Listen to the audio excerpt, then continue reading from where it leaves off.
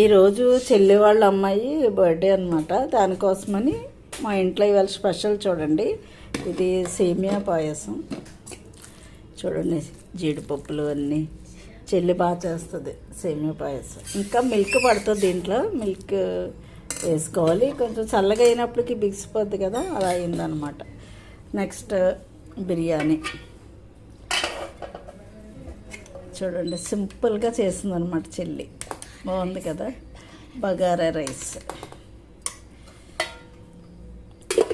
Next నాటుకోడి curry చూసారా, ఇందాక ఆల్రెడీ మన వీడియోలో అప్లోడ్ చేశాను. ఈ కర్రీ ఎలా చేయాలన్నది ఎవరైనా చూడకపోతే చూడండి. చూడండి ఎంత కలర్ఫుల్గా ఉంది కదా నాటుకోడి కర్రీ.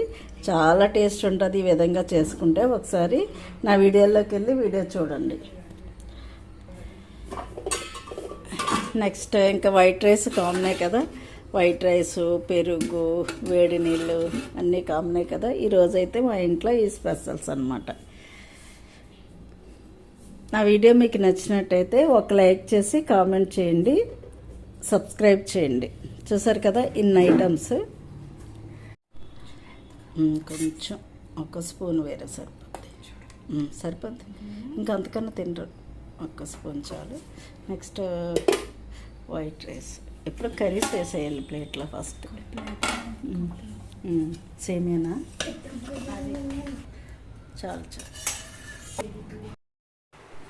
ఇన్ని ఐటమ్స్ ఉంటే పిల్లలు భలే ఎంజాయ్ చేసుకుంటూ తింటారు.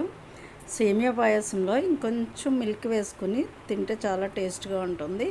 ఇంకా నాటుకోడి చికెన్ అయితే అసలు ఇంకా కేక్ అనమాట. పూరి కూడా చేశారు, దాంట్లోకైతే ఇంకా ఎక్సలెంట్గా ఉంది కర్రీ. చాలా టేస్ట్గా ఉంది. నా వీడియోలోకి వెళ్ళి కర్రీ ఎలా చేయాలో చూడండి.